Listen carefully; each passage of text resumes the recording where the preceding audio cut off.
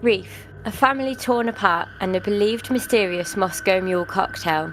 With an arrest on the weekend of Mother's Day and the anniversary of the death of the victim, you could say that Kouri Richins' case is something from out of a book, and well, you wouldn't be wrong. A disclaimer. This case is still ongoing in court, so until a verdict has been reached, this is merely our thoughts and opinions and media speculation.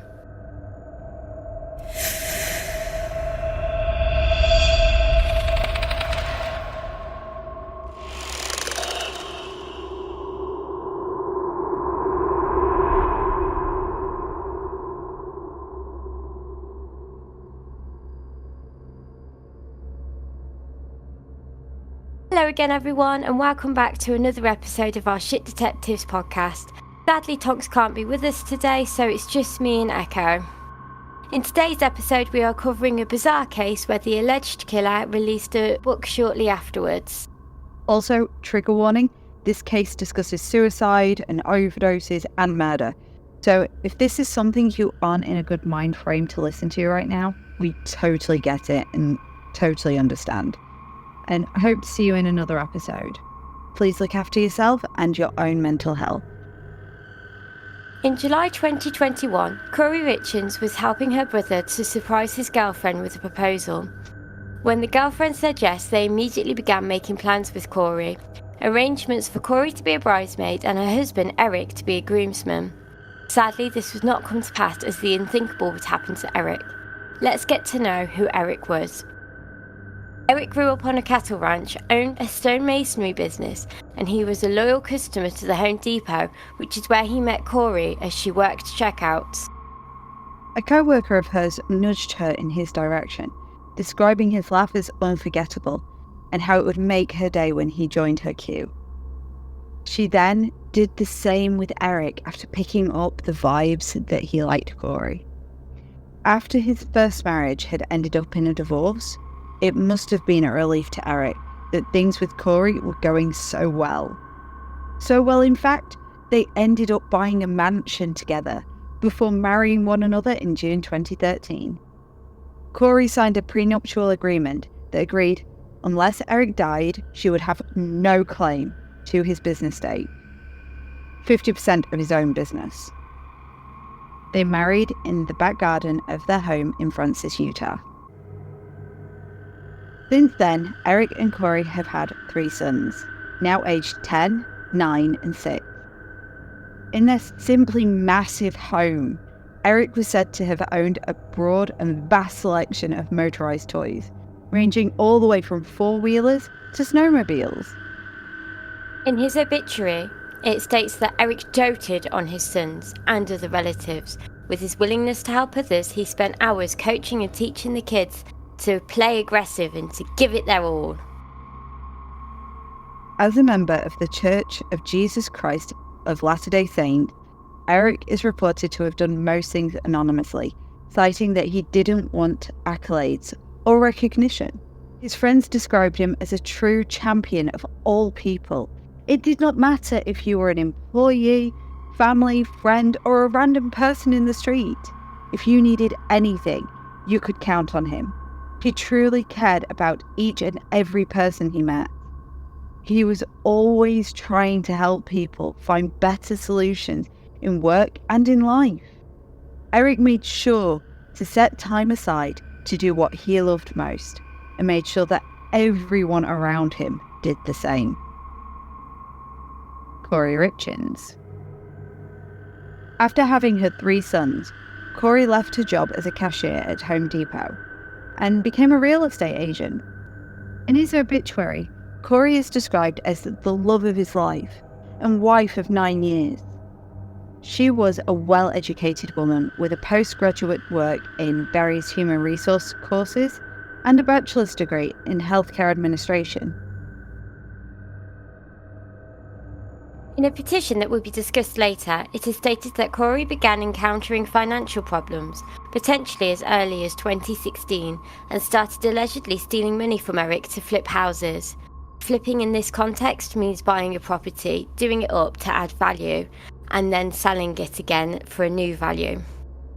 The family alleged that in September 2020, Eric discovered that she had withdrawn at least $100,000 from his bank, spent $30,000 on his credit cards, and using a power of attorney to secure a loan of $250,000 and cash checks from his business for her own use.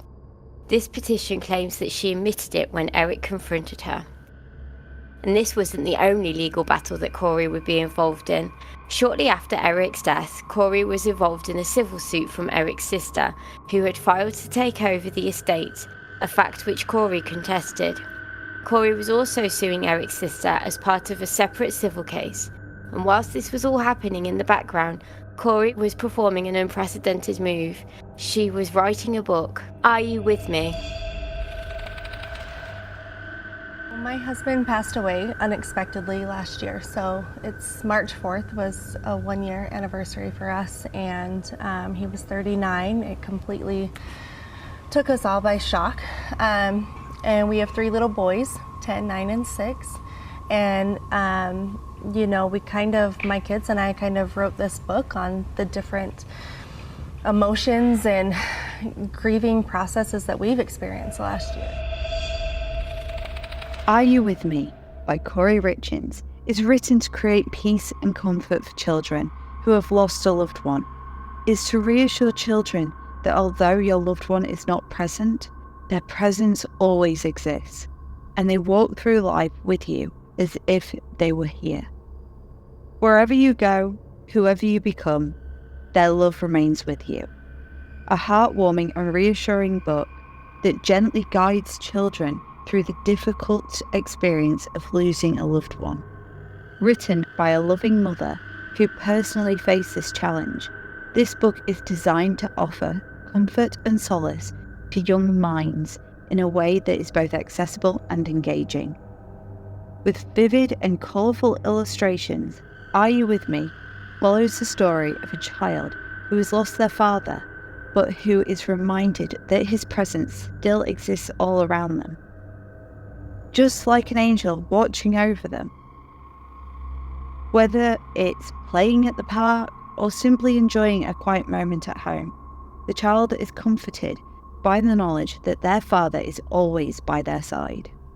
As a book that celebrates the resilience of the human spirit, Are You With Me is a must-read for any child who has experienced the pain of loss, and for parents who want to provide their children with the emotional support they need to heal and grow.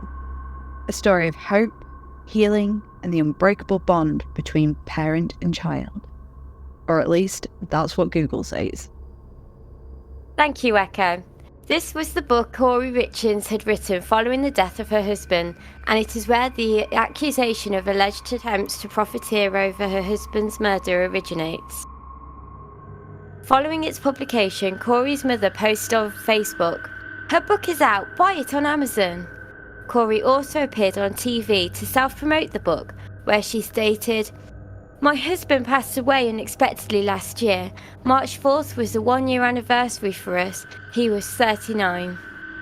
Kouri told anchors on the show, "It's, explaining to my kid just because he's not present with us here physically doesn't mean his presence isn't here with us." It was said in a testimony given by Eric's sister, Amy Richins, at the detention hearing for Kouri Richins, that in the book, Kouri used her kids' names and their last family portrait. The family truly believes that she tried to profiteer off the death of her husband and exploited the boys for money. It is also alleged that originally the book was supposed to be in regards to the grief of losing a sibling, not a parent. The book has since been removed from Amazon following Kouri's arrest, and no comments have been made publicly about this decision. Eric's siblings have also petitioned for the application to bar Richins from selling the book and to turn over any money that she made from it. In a statement to CNN, Eric's sister Amy said, "How can anyone value human life so cheaply? I cannot comprehend it." She also stated that it was painful to watch Kouri promote her book and herself as an amazing mother. And so this is Kouri Richins. She came on the show. She wrote in to the station saying, I have a book that could help grieving children who may have suffered a loss. Murder for profit.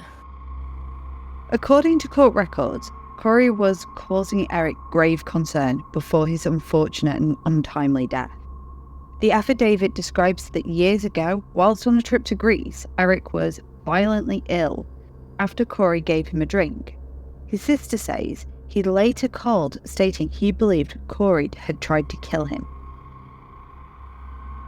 Deputy Jamie Woody wrote in a different affidavit for a search warrant. Eric's family advised me that he'd warned them that if anything happened to him, Kouri was to blame. Apparently, Eric's concerns had been ramping up in the months before his death. He had changed his will beneficiary from his wife to his sister. The search warrant affidavit states he wanted a divorce and his kids taken care of. However, he elected to stay for the sake of the boys, believing it to be in their best interests. Additionally, Kouri was performing her own financial shenanigans, according to a search warrant issued in 2022. She allegedly logged into Eric's life insurance and changed the beneficiary from his business partner to her. The insurance company reached out to Eric and his partner, and fortunately they were able to change it back.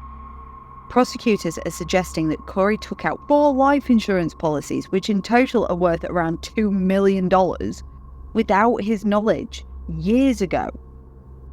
She also allegedly called a locksmith to drill into a safe owned by Eric, said to contain between $125,000 and $165,000 in cash. Allegedly, she had also made herself the beneficiary of Eric's portion of his mother's retirement account.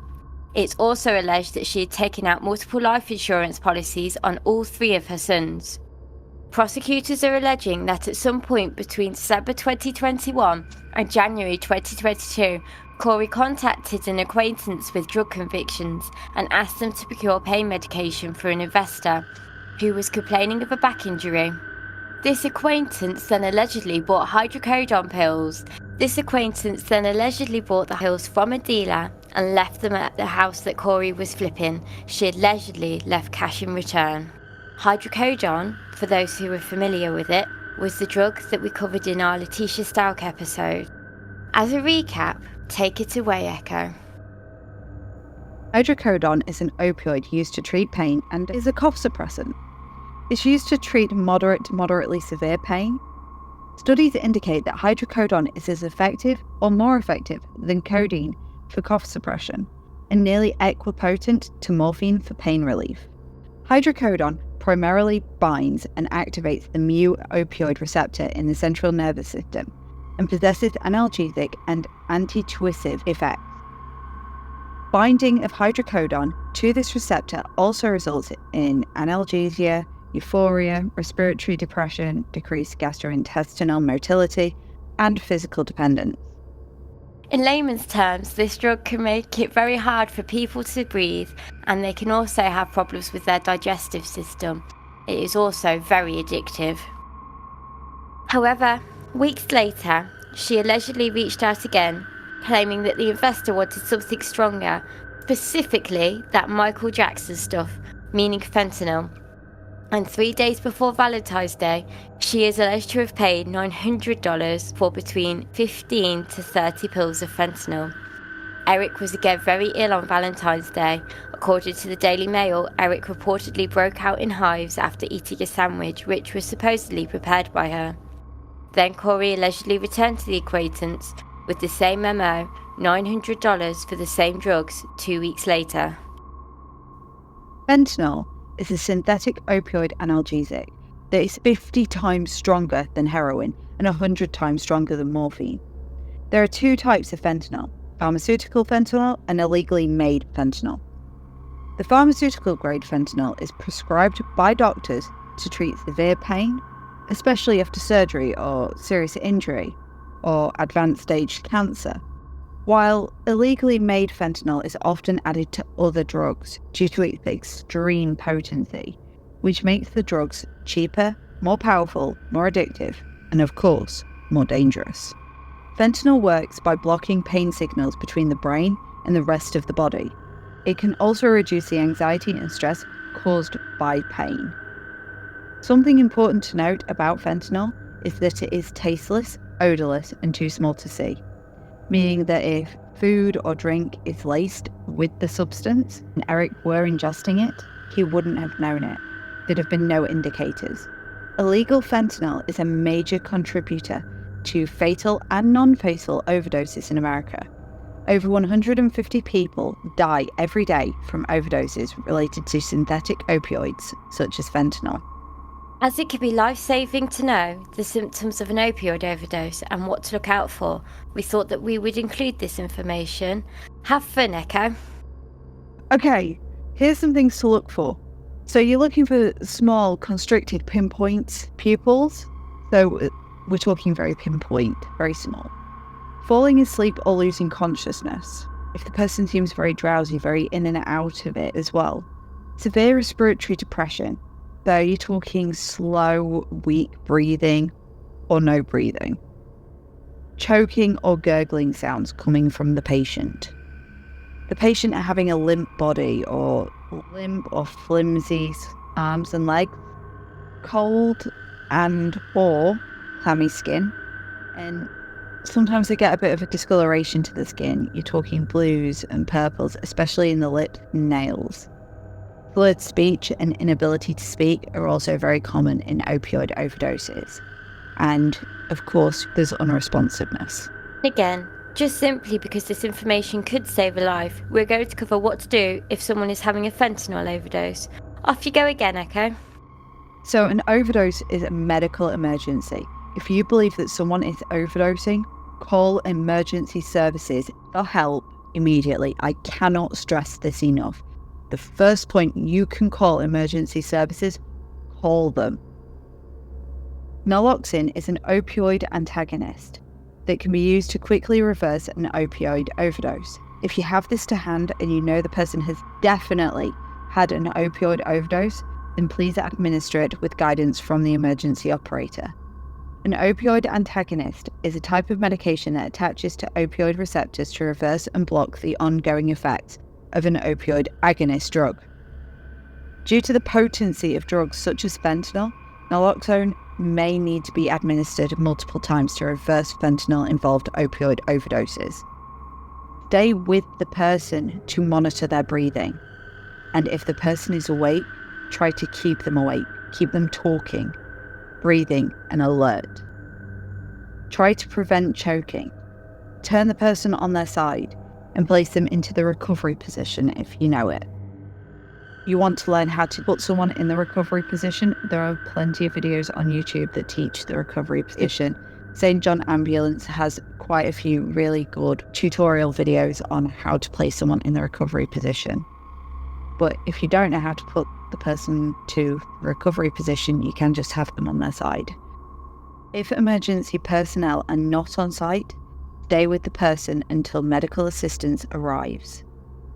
It is important to note that naloxone is a temporary treatment and its effects do not last long. This is why it is so crucial to call emergency services for help immediately.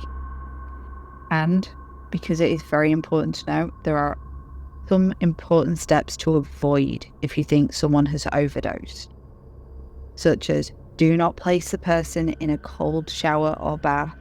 Do not forcefully slap the person to try and wake them up, as this may cause injury. Do not inject the person with any other substances unless you're using naloxone under the guidance of emergency personnel. And do not attempt to make the person vomit, because this can increase their risks of asphyxiation or choking. Thank you, Echo. Though it was one hell of a bombardment, hopefully it will save lives and reduce the figures of those that have lost their lives due to opioid overdoses. Just a quick and interesting side note, some police in the UK are now routinely equipped with a nasal spray variant of naloxone, and this is something we think should become a nationwide requirement of all police. It could even be a requirement of cops in America that they could adopt to aid in reducing opioid overdose deaths in the US, since over 150 people die a day due to opioid overdoses. In fact, why not make it international and just reduce the statistic worldwide? I am fully behind this, Ida. 100% fully behind it. An autopsy and toxicology report revealed that the dosage of fentanyl in his system was 5 times that of the lethal dose.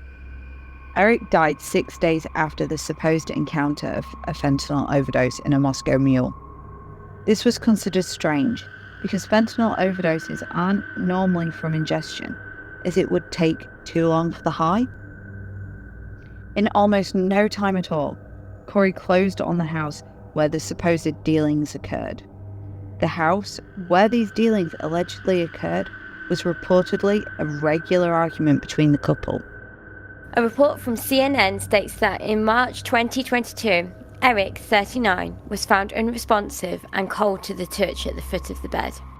An autopsy and toxicology report would later find that he had about 5 times the lethal dosage of fentanyl in his system.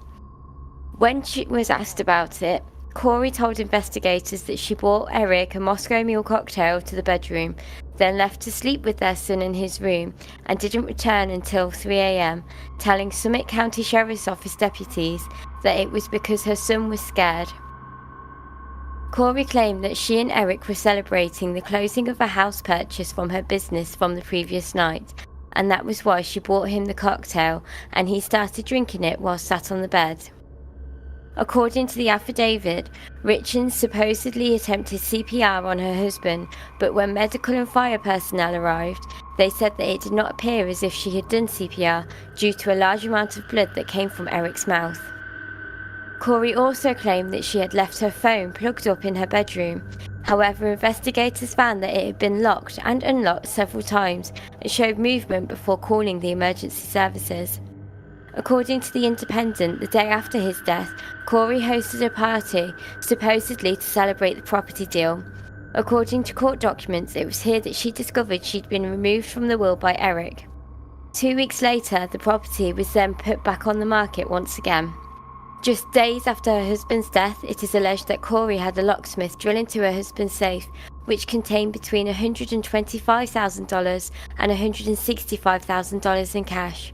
According to the amended court document, when Eric Richins' sister Katie Richards Benson told Kouri to leave the safe alone, prosecutors alleged in the filing that Kouri became angry and punched Katie in the face and neck.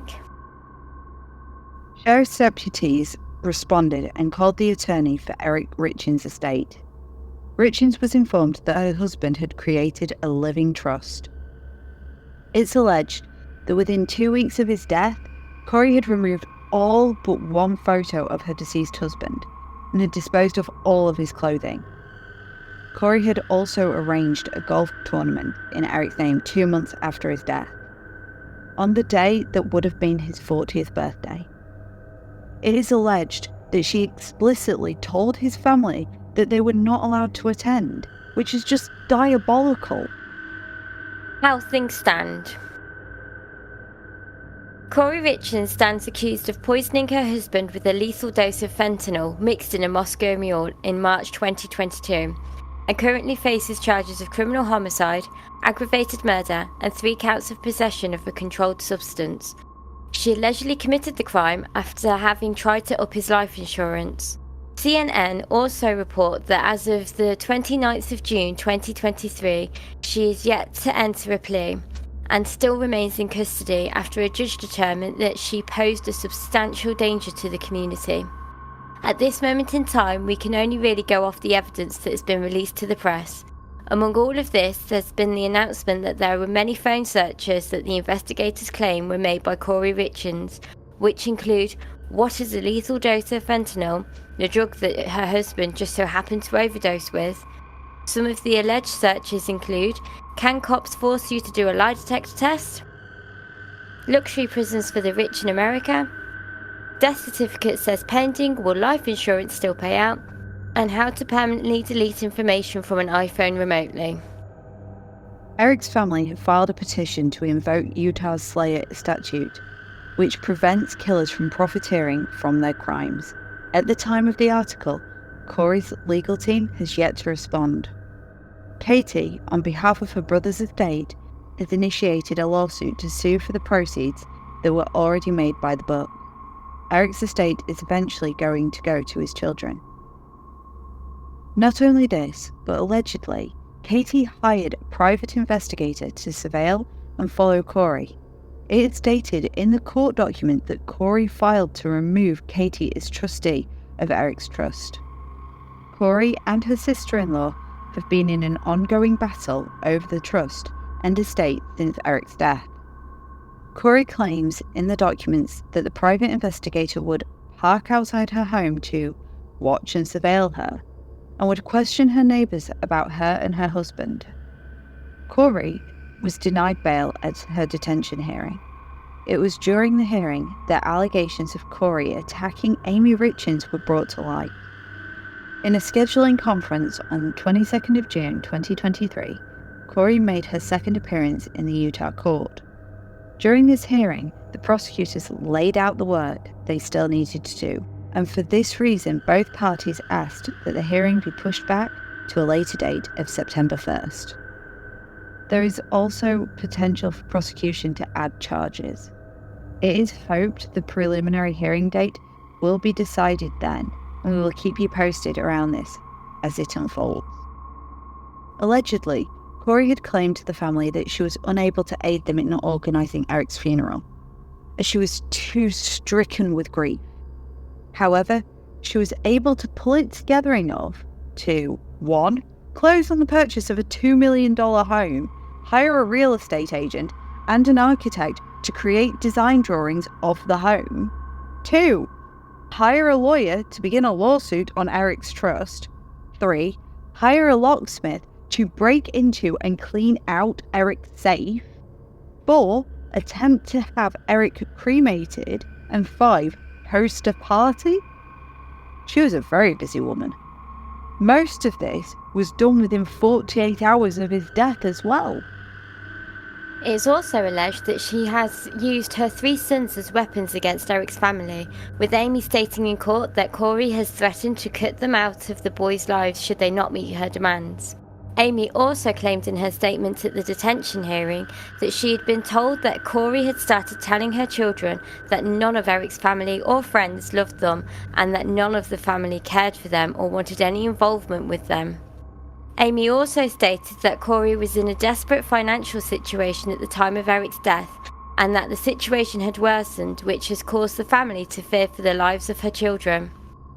Also, according to KPCW, the prosecution have found the drug contact where Kouri allegedly acquired the drugs. The unnamed person is said to be cooperating with the prosecution, and it's very likely that the contact will testify in the actual murder trial. The prosecution have suggested that this may be down to a deal that's been struck with the contact, who would have violated their parole for previous drug-related crimes. Our thoughts and opinions. Now that we've just about covered everything we could find about this ongoing case, we would really like to know what your thoughts are. Do you think Kouri is guilty, or is she innocent? And why do you think that? Let us know in the comments. Please remember to be respectful to the Richins family in the comments as well. So, here are our thoughts and opinions on the case so far. I'm going to start with the book. And I think that one of the reasons that this might have been what would start off as possibly a wholesome idea or be perceived as wholesome by some in the community, you have to remember that Eric was part of the Latter-day Saints and their belief system is somewhat different. I'm going from memory here, so I might be wrong, but as I understand it, they're not around when they're waiting for you. They're upwards waiting for you in one of 3 areas, and then when it's your time, they come back down to take you. It would have terrified me as a child, I'm not gonna lie. In regards to Kouri using her sons against Eric, against his family after his death, that I find absolutely despicable, cruel, maniacal. You name it, that is probably how I would describe it. Many negative terms. You can have problems with the. You could be a widow and you can have problems with the husband's family, but don't bring the kids into it. For goodness sake, they've lost their dad. Is that not enough? You're not always going to get along with your partner's family, but especially after they've lost their father, they are going to need that support network more than ever. Yeah. And she just stripped it away from them, and that I find so cruel. It's cruel to both parties. It's cruel to her kids, and it's cruel to Eric's family. Again, now I am going to state that this is alleged. This is allegedly what she did. Alleged. So don't come after us. We're just going over what is alleged. And this is what the Richins family are claiming. So don't come after us with a lawsuit. This is just our opinions based off the claims made against Kouri by the Richins family. So it's allegedly. It's alleged. Although her behaviour is fishy as anything. Oh, yeah. Why not cancel that party? Yeah, I personally, if something happened to my partner, I think I would be well, to be fair, I'm not a party goer anyway, but I really would not be in a mind frame for a party at all, especially not within the first 48 hours of his death. Jesus Christ. Yeah, no, I would honestly be cancelling it and going, it's sudden, it's unexpected, and I just want to be in my family right now. Go away. I'm cancelling it. I don't care how happy you are. You got the house. No. Personally, I don't think I would be feeling anything towards the house if it were me. I'd be too upset with the fact that my husband just overdosed. Personally, this is just me. But I would be hunting high and low to make sure that there's no more fentanyl in the house, since I've got 3 kids in the house. I'd be sweeping that house blooming clean, making sure there is no substances available, that nothing's been left within their reach, or anything like that. I would be freaking petrified. Because if he was in that mindset where he did end his own, then I'm sorry, but people are sloppy when they're in that mindset. He could have left a pill out. There could have been anything left out that those boys could have found. I'd have been sweeping that house and I'd been looking everywhere, under the bed, all around the bedroom. Heck, I'd probably have everything out just to be sure that there is none of that substance left that my boys could get hold of. Yeah, although to be fair, in that situation, you would look just as suspicious. Probably, but me being me, I'd be freaking out thinking that, my husband's just died of an opioid overdose. I've got kids in the house, I need to check, and then, to be fair, if I found any further of the substance, I'd be backing it up and going, police, here you go. I found this, I've been hunting around because I've got kids in my house. But then I think that's because I have kids and I am very paranoid. Yeah. Like, everything goes in a locked box for me, so. Yeah. Going back to the whole family thing as well, the whole banning his family from the memorial golf tournament, like. Yeah, that's a low blow. Yeah. Like, I'm sorry to tell you this, Kouri, but you are the mother of his kids, which means that you are family with his family for life. And you're supposed to put your boys first. They are his support network. They are a big part of his support network. They have been there all of his life, as far as we know. And to do that, to put your boys first, you've got to do your damned best to get along with the paternal family. You've just got to. They might not be. I know that they weren't making it easy for you, like for Kouri, but you still have to try. And you still let the boys see their family. So doing a golf tournament, in my eyes, that would have been an ideal time to, it's in his memory to invite the family and have the boys there and let them get involved. you know.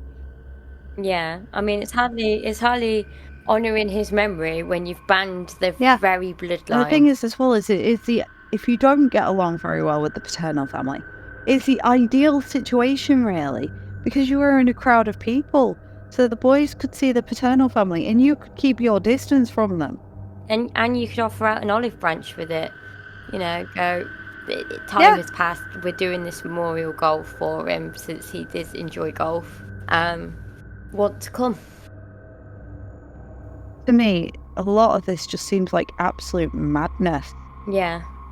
It's either very poorly thought out actions on Kouri's part, which have led to her looking so suspicious. Saying that, as you just said, with what I do in that situation, I'd look suspicious as hell. Oh yeah, I mean, I probably would, because I'd go hermit mode. I'd draw all the curtains and everything. No one would see the kids. We're worried for the kids. Yeah, well, A grieving widow. I'm grieving widow, and I'm doing it properly. Curtains are drawn. We are marathoning Netflix. Yeah, I think I'd be ordering a lot of takeaways. And binge eating crap. I'd be eating a lot of pizza. A lot of pizza.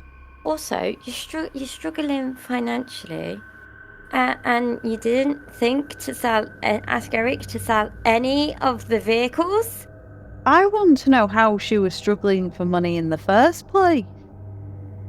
Like, what was she doing with it? I don't know, maybe she just had a couple of bad flips. Couple of bad flips, yeah, maybe, but they were a pretty well-off family. How was she struggling for Maybe money? she started in debt. She could have started in debt, don't get me wrong, but personally, I still can't get my head around it, because you can just literally turn to your partner and say, look, this has happened, you know, I fucked up. I royally screwed up. Can you help me? And as in a loving marriage, you are supposed to work as a team and help each other out.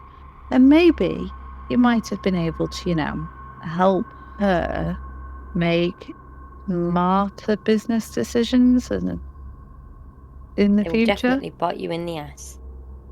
Yeah, I mean, all she had to do was reach out for help, and you know, she was struggling. She could have reached out for help. She could have asked for help. I do not understand where this whole keeping it secretive comes from. If you've messed up, you've messed up. Own your mistake and talk to your partner about it. Don't ever hide your mistakes, because they will creep up on you, and they'll look in the long run. Secrets don't stay secret. Lies always come out. They always come undone. We saw this in the Letitia Stouch case. Anyway, we will be revisiting this case once it is in trial, so please stay tuned. If you liked this episode, please do drop us a like and subscribe, and press the notification bell if you're on YouTube. And give us a follow on Spotify. Give us a rating. It all helps boost us in the algorithm, and we truly do appreciate it. We hope to see you next time. Bye. If she is found guilty, she has committed the ultimate act of betrayal. Eric is gone, and I am brokenhearted. Why did Eric lose his life? Why did the boys lose their father? Was it because of Kouri's greed and desire to get life insurance and other assets? If so, that is abhorrent. How could anyone value human life so cheaply? I cannot comprehend it. We have watched as Kouri has paraded around portraying herself as a living widow and victim while trying to profit from the death of my brother. Both by trying to profit from a book about his death and trying to get life insurance and assets that should go exactly where Eric wanted them to his boys. Kouri looked at me with pure hatred and rage. I was messing up her plan. I was getting in her way, and because of that, she attacked me. She punched me in the face and neck multiple times. It took 4 people to pull her off me that day. Her most recent business venture was authoring a children's book about how to help grieving children cope with the loss of the death of a parent. In this book, she had the audacity to use the boys' real names and even use their last family portrait. Her behavior gives me great concern, as she has exploited the boys for money and will likely do so again. In addition, Kouri has weaponized Eric's children, manipulating my dad to do or not do things by threatening to cut him out of their lives if he did not capitulate to her demands. She similarly deprived the boys of contact with myself, my sister, and her daughters, unless we agreed to give her the money in Eric's trust. Money that Eric wanted to go to his 3 children. As if that were not enough, I have been told that Kouri started telling their 3 little boys that none of Eric's family or friends loved them. She apparently told them none of us cared for them or wanted to be around them, even though that is the exact opposite of what was happening. We all want nothing more than to be there for those 3 little boys, my nephews, yet Kouri has made sure to cut us out of every aspect of their lives. This is all just a brief summary and the start of what our family has been through over the last year.